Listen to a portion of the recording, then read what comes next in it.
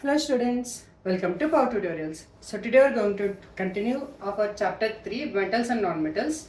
So whoever coming new to this video, I suggest you to check my part 1 video of this metals and non-metals chapter because this is a continuation of it. And today's topics, that is agenda of today's topics is the first one, that is zinc oxide reacting with acids and bases. In the last video I have mentioned like we have two metal oxides which are amphoteric in nature, that means which can react with both acids as well as bases. The one is aluminum oxide. The reactions already discussed in part 1. So in this part 2 I will explain regarding zinc oxide reactivity with acids and bases, and what are alkalis I will explain, and the metals reacting with oxygen different way, like few metals. Part 1, metals reaction with water. So few metals react with cold water, few metals react with hot water, few react with only steam. So we'll discuss about them as well. And the final one is metals reacting with acids, how they are formed. So we'll try to cover all these 5. If anything is missed in this part 2, I will try to add in part 3 and we'll explain that part 3 video. So let's start with the first one. The first one is zinc oxide reactivity with acids and bases. As I mentioned, this is one of the amphoteric oxide, the other was aluminum oxide. So amphoteric is the ones which can react either with acids, both with acids as well as bases. Let's see how zinc oxide is reacting with acid first. So I am taking acid of HCl. So what it will form? It will form ZnCl2, that is zinc chloride and hydrogen. Let's balance this. Okay. The same way, the same zinc oxide, if you react with sodium hydroxide, that is NaOH, it will form sodium zincate. Sodium zincate formula is Na2ZnO2. You can confirm this. Sodium is +2 ion, zinc is +2, so total we got +4. So to balance it, you should have -4. Oxygen is -2, so twice it will become -4. So this way the chemical combination of sodium, zinc and oxygen. The other element is hydrogen. So let's balance this. So let's balance sodium first. Zinc is 1, oxygen 2, hydrogen 2. Yes, this is balanced. So this one we already know, this zinc chloride.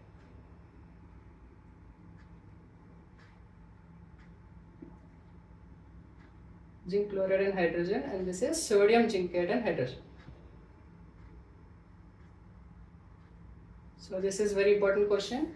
So they will ask in the question, what are amphoteric oxides? Amphoteric oxides are Al2O3, that is aluminum oxide, and zinc oxide ZnO. So how these two are reacting with both acids and bases, and what are the products? So it's H2O.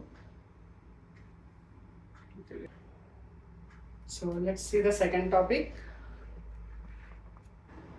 So the second topic is what are alkalis. So not all metal oxides are soluble in water, only few metal oxides are soluble in water, and few of them are called alkalis. So alkalis are the statement, metal oxides which are soluble in water.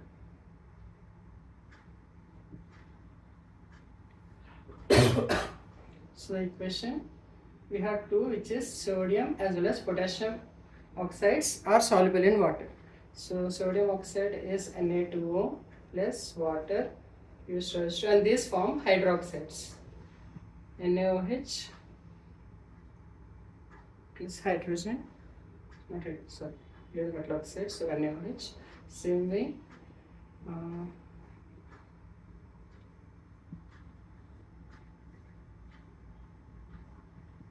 KOH. So we have 2, it will become 2 NaOH.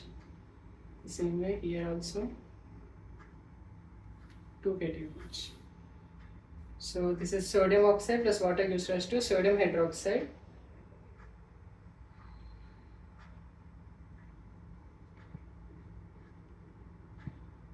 The same way this is called potassium hydroxide. So these hydroxides are formed by keeping metal oxide in water, because these are the only metal oxides which are soluble in water, and thus way we call these as alkalis. So they might ask in the question exam, what are alkalis, and give the examples. So you have to say that alkalis are the metal oxides which are soluble in water. So the formula is Na2 is sodium oxide which reacts with water to form sodium hydroxide. The same way potassium oxide, if reacting with water, form potassium hydroxide.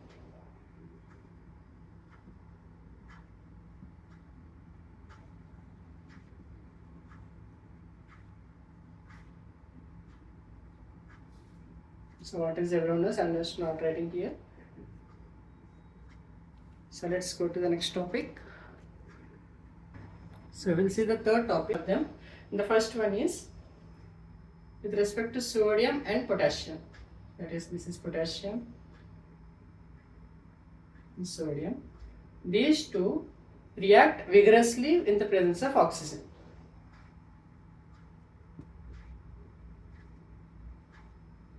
So why we are calling vigorously, in sense it is a exothermic reaction where a lot amount of heat is getting released. So that's why to avoid this reaction of vigorous reaction, what we will do is we will keep these two, that sodium and potassium metals, in kerosene. So why we need to store sodium and potassium kerosene? Because whatever the oxygen is present in the air, it will not get interacted with sodium and potassium if they are dipped inside kerosene solutions. So this is kerosene solution and here the metals are present. So if you want to store sodium and potassium, definitely they should be stored in kerosene.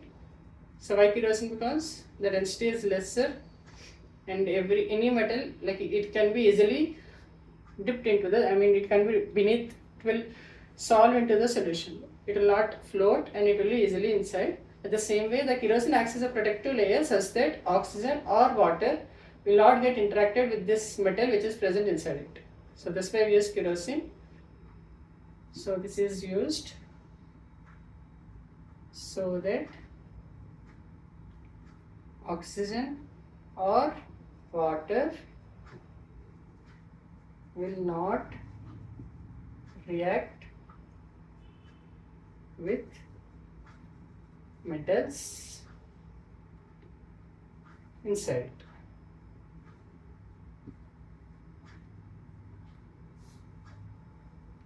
So they will ask why metals like sodium and potassium have to be dipped into the solution of kerosene. So the answer is, so if they react with oxygen, definitely react vigorously and a lot amount of heat is released. Even it can also lead to kind of explosion. So to avoid this, we are keeping the metals of potassium as well as sodium in kerosene liquid, so that the kerosene will act as a protective layer from oxygen and water, so that it will not get oxidized.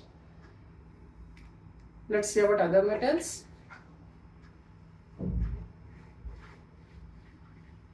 So which oxide will get formed when sodium and potassium reacts with oxygen? It will form Na2O and K2O. That is sodium oxide and potassium oxide. So we also have other metals, that is magnesium, zinc and aluminium. So these are the metals. If they react with oxygen, they forms thin layer of metal oxide around them.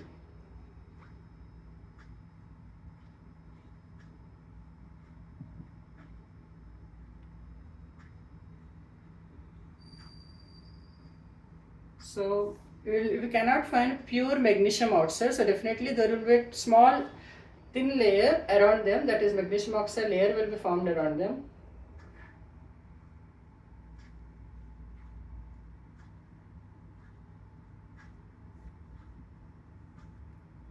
Magnesium is 2 plus 2, oxygen minus 2, so it is balanced. So what will happen is, so this magnesium oxide layer, which is thin layer, it acts as a protective layer from oxygen again, so that the inner magnesium will not get affected. So this is interesting, right?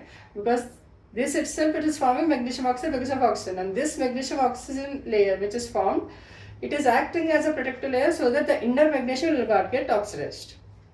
The same applies for zinc and aluminum as well. The thin layer of metal oxide around them, this acts as protective layer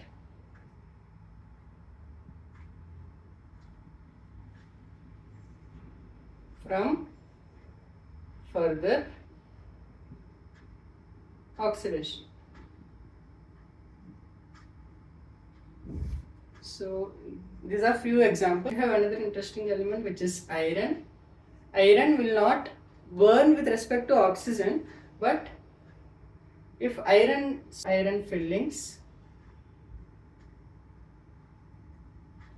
if you spill this iron fillings on a burner flame, definitely you will get oxidized immediately, whereas larger iron, like a blocks kind of thing, will not burn with respect to oxygen.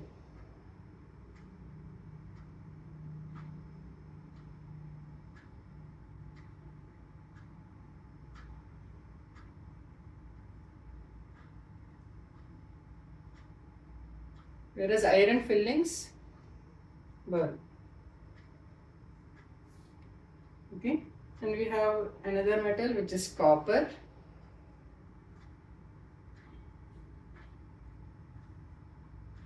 So copper also will not burn in the presence of oxygen, but it will form copper oxide, which is black in color. This is also important with respect to one mark questions. What is the color of copper oxide? You have to mention it is just black color.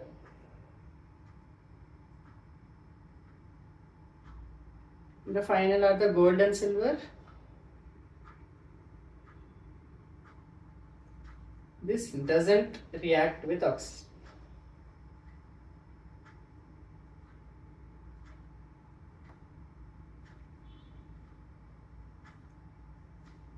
So that's why the gold and silver cost is more, because they don't even react with oxygen.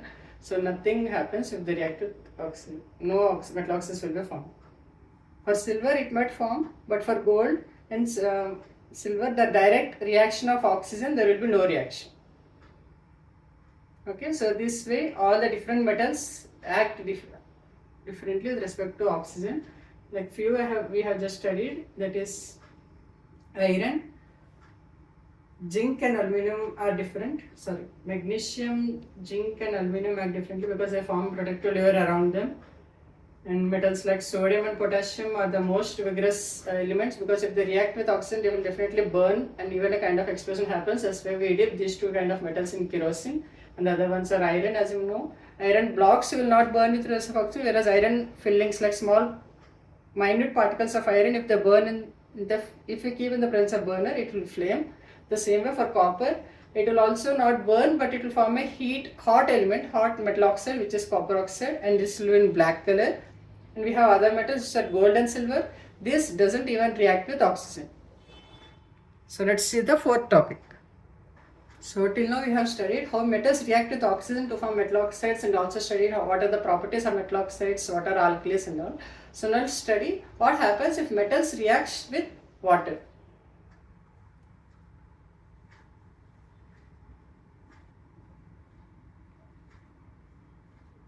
So if metal if reacted with water, it forms metal oxide along with the gas, and you can guess which is nothing but hydrogen. The same way, if metal oxides are reacting with water, it forms metal hydroxide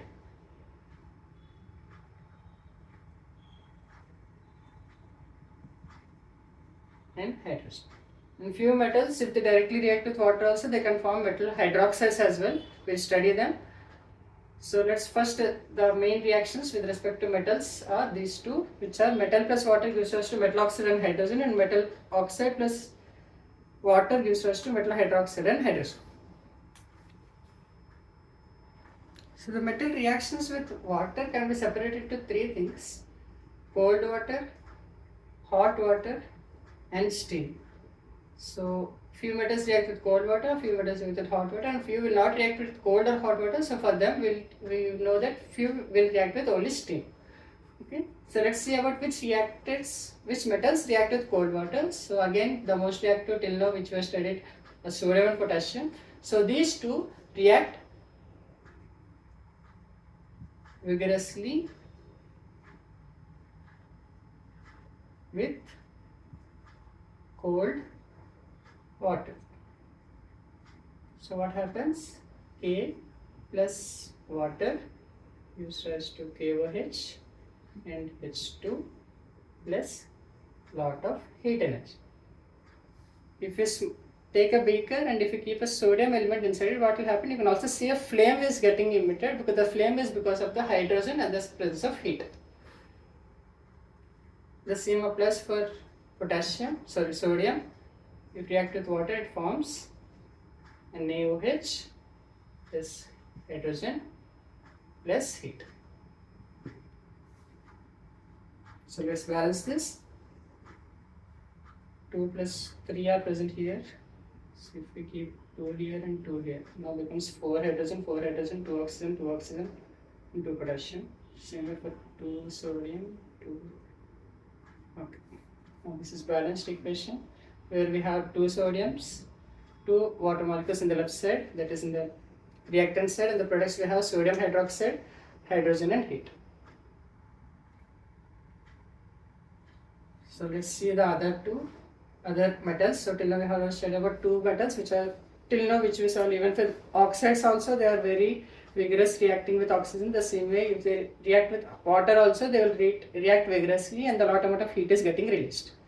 You can check in the small videos also I have seen in YouTube. So what will happen is they are taking a beaker of water and they are keeping small amount of sodium inside it. So what will happen? They will just flame it.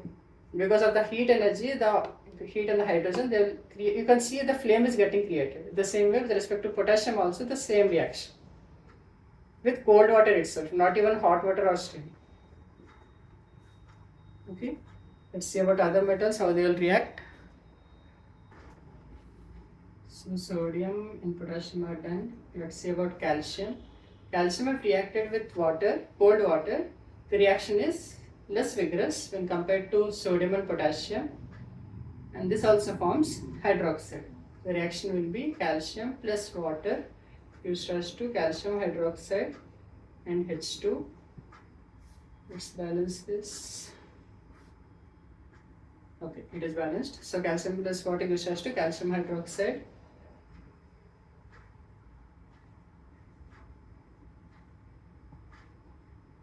Calcium hydroxide and water. Sorry, and H2. So the calcium hydroxide which is getting formed, you can see that white kind of texture will be created on this. So the texture is nothing but because of the hydrogen bubbles which are getting created. So it will be like this, taking a beaker, water is present, and I am keeping a calcium element. So what will happen after some time? Calcium hydroxide will be formed and a white kind of texture will be created on the top. So this is nothing but because of hydrogen bubbles. And this is less vigorous when compared to sodium and potassium. So 3 metals are done now. Let's see other metals.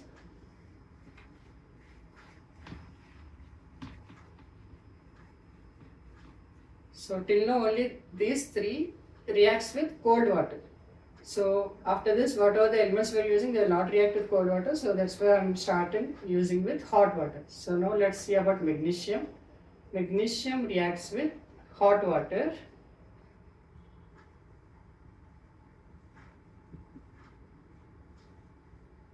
To form magnesium hydroxide and H2.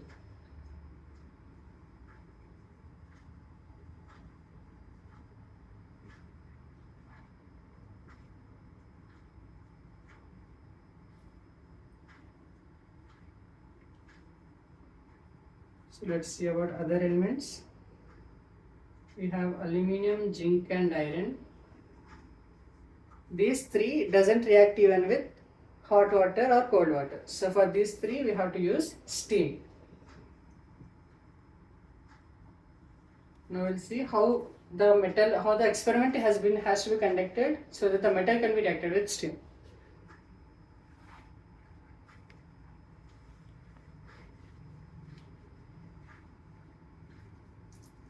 So for this, we'll take a test tube.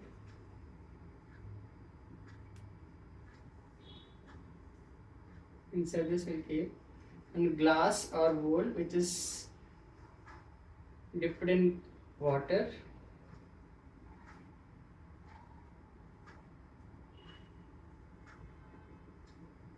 I'll keep a burner at down so that I can get a steam from it. And here I will use the metal or the coil.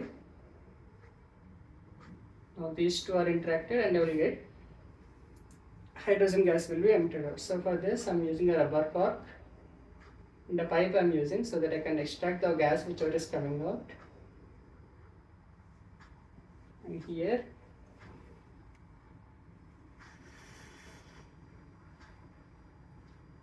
I'm using water, keeping a test tube so that I can collect the hydrogen gas which is getting emitted. So this is hydrogen.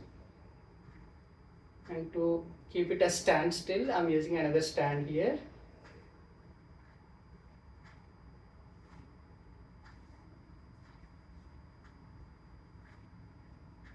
So these two are stands. Okay, here also there should be some stand.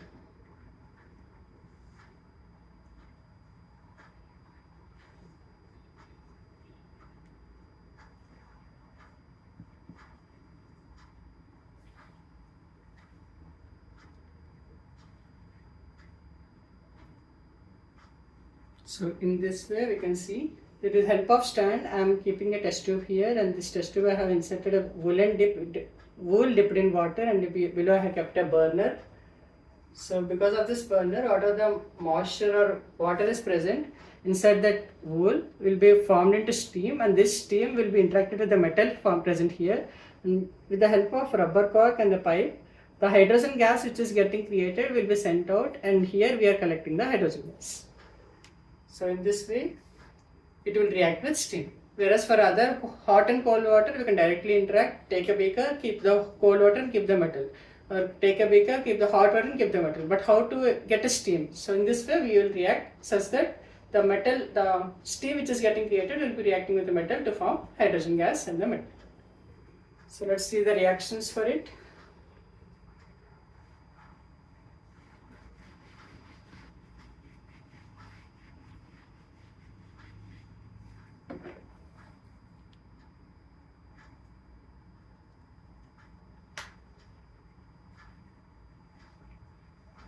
Aluminium plus water, that is in form of steam, forms aluminium oxide and hydrogen. This balance hydrogen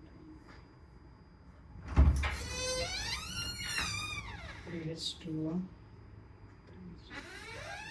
Oxygen is 3 so this is done.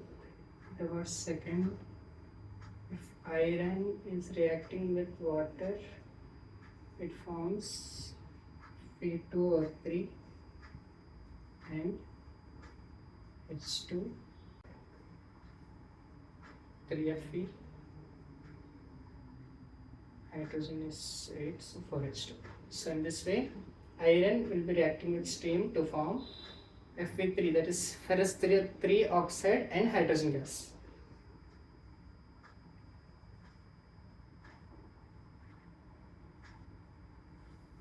Now let's see the other topic. The last topic for today, which is metals reacting with acids. So what will the general equation? Metal plus acid used as to salt and hydrogen. So this we already discussed in acid, bases and salts as well, where the acid is reacting with metal to form salt and hydrogen. The same way here also. So let's take an examples.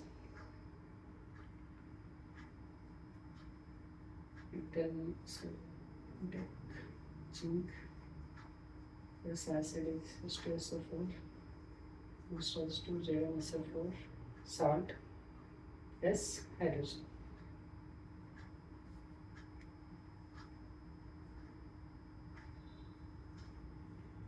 The same way, if this reacts with HCl also, it forms ZnCl2 and H2.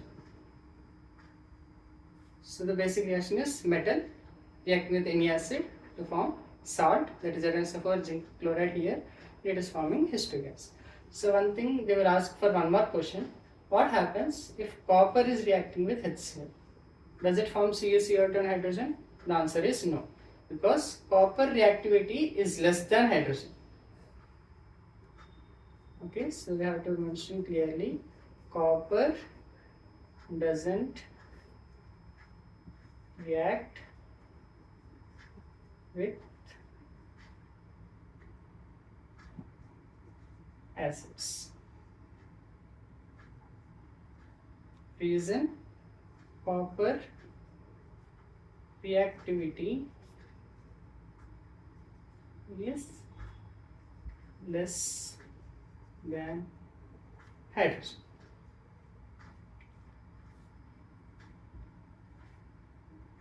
So we'll study in detail in the next part.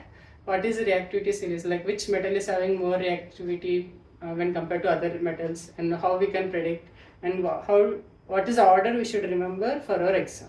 So this in detail will be covered in the part 3. So if you like this video, kindly do like so that you can reach to more people. If you have any doubts with respect to the contents or the topics which I discussed in part 2, kindly mention in comments so that I can check and answer. If I am not able to answer, then I will also prepare another video on the doubts of part 2 and I will explain in that part clearly.